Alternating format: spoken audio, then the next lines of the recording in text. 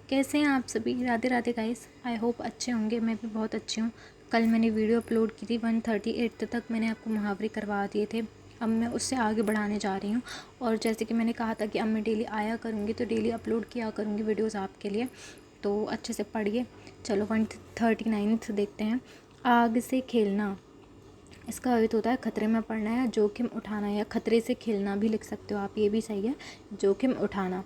वाक्य, दुश्मनों से उलझना आग से खेलना होता है, या आग से खेलने जैसा है, या दुश्मनों से उलझना आग से खेलना है। 140, आग हो जाना, अर्थ है इसका बहुत क्रोधित हो जाना।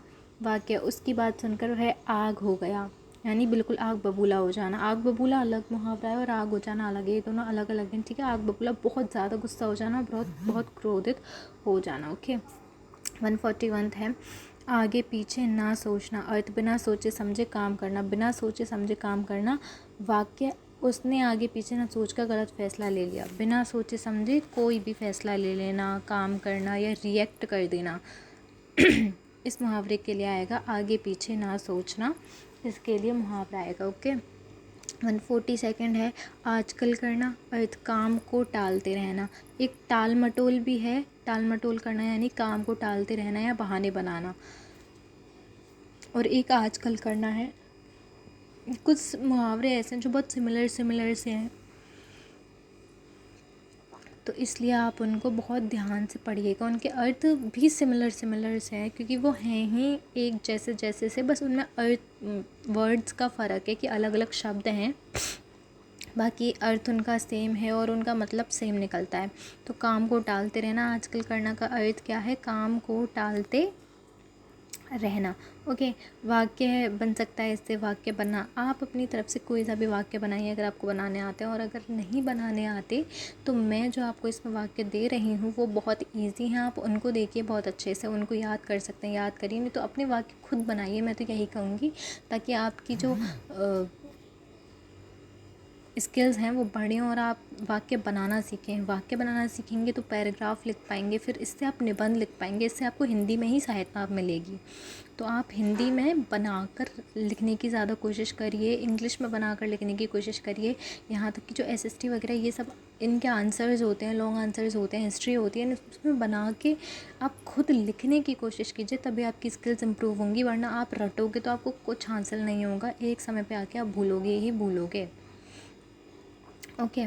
142 है, आजकल करना, अर्थ है इसका काम को टालते रहना। वाक्य, वह हमेशा पढ़ाई में आजकल करता रहता है। 143 है इसका,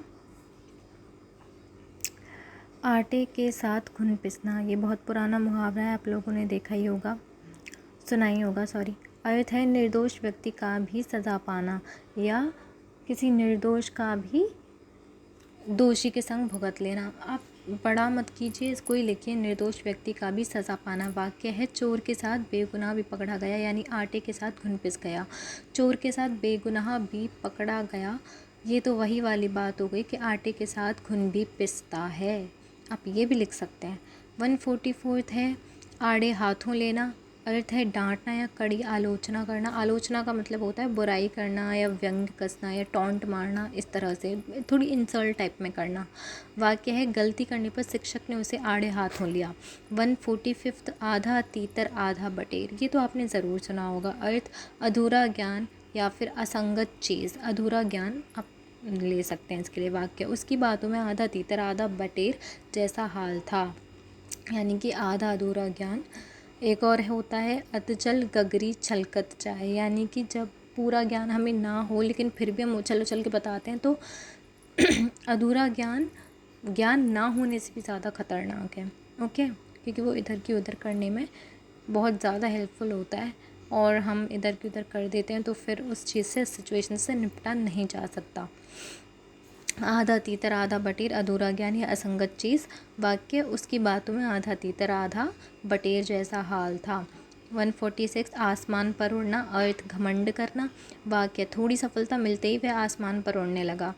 ओके, थोड़ी सफलता मिलते ही वह आसमान पर उड़ने लगा। 147 था, आसमान पर चढ़ना, अर्थ है इसका बहुत सिंपल है, बहुत अधिक बढ़ जाना, यानी कि ऊंचाइयां छूना, यानी तरक्की की ओर बढ़ना। ओके। वाक्य है त्योहारों में मिठाई के दाम आसमान पर चढ़ जाते हैं। बिल्कुल सही बात है, सटीक मुहावरा है, इसलिए वाक्य है तो आप इसको लिख सकते हैं और आपको इसको प्रैक्टिकल चीज़ है तो याद करने में ज़्यादा दिक्कत भी नहीं आएगी। 148 है आसमान पर थूकना, अर्थ अपने ही नुकसान की बात करना।